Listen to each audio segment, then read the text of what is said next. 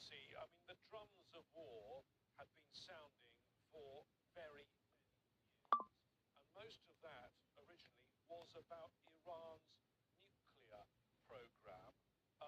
Earlier in the war, the US Secretary of State Marco Rubio had said of the remaining highly enriched uranium that we know is in Iran, people are going to have to go and get it. Trump in his speech seems to have dropped that idea, although we're told he was presented with plans to send troops to go and get it. And in fact, before the speech, he told the Reuters news agency, "That's so far underground, I don't care about that."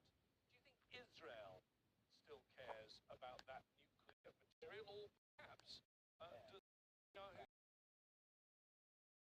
would like to achieve as much as of the targets they set at the beginning of the war as quickly as possible? Because in a way, he sees this as an opportune moment, having Trump in the White House. Relatively, at least at the beginning of the war, he was strong. It's not the case. It's not only approval rates in Israel going down, it's definitely in the United States, and it started in very low support in the war. So I don't think he would like to wait for another round, because, and definitely after the midterm election, if it goes against the Republicans, there you might think that there is no second or third, in this case, a chance. I think Israel is concerned. I think most countries would be concerned about the enriched uranium, in which potentially can bring Iran close to nuclear military capability. But I think it's the way how you deal with that. The idea of sending troops actually to try and dig it out of the ground and take it out, whisk it away from Iran, it's a very dangerous operation. Not so sure there is a viable plan for this. And if there is, it can end being costly. The other option is really to keep bombing it and make sure that it's so deep in the ground that it, and with surveillance equipment, be able to keep looking and ensuring that it's never dug out of the ground, which seems gradually, as the war might come to an end in a matter of few weeks without troops on the ground, that this will be the preferred option. Daniel, let me read you another quote from the Trump speech. "We never said regime change," he said. Yet, you'll remember on February the 28th, when he launched the war wearing that baseball cap in Mar-a-Lago, he called on the people of Iran to rise up, which implied that would mean a regime change. And Prime Minister Netanyahu had said pretty similar things.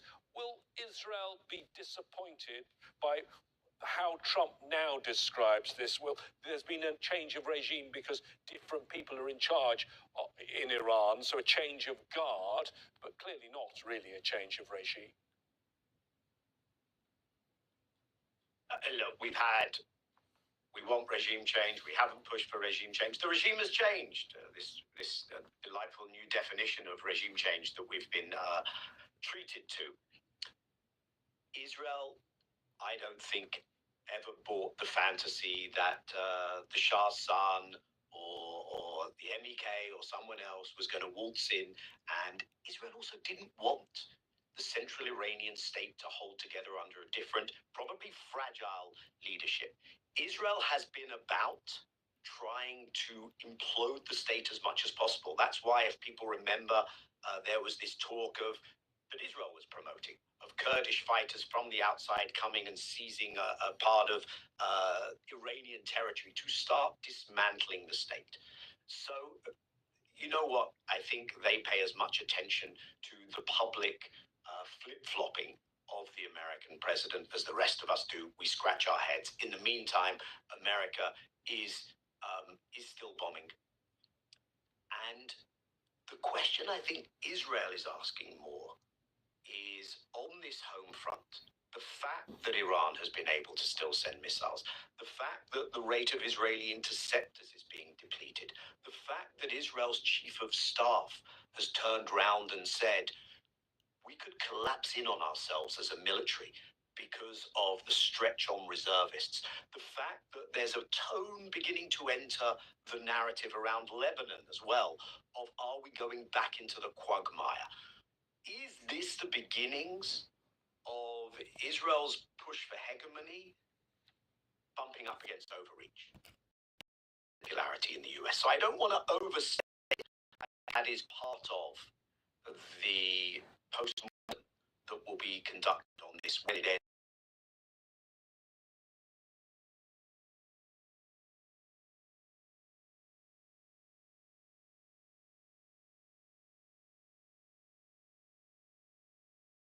Are probably more powerful. I doubt that's the way it's seen in Israel, because I think Israeli intelligence, like a purge of the Israeli intelligence community that we've seen in the United States. It's one thing to say there's been regime change. It's another thing to actually see regime change. The same regime is in power. It begs the definition of regime change when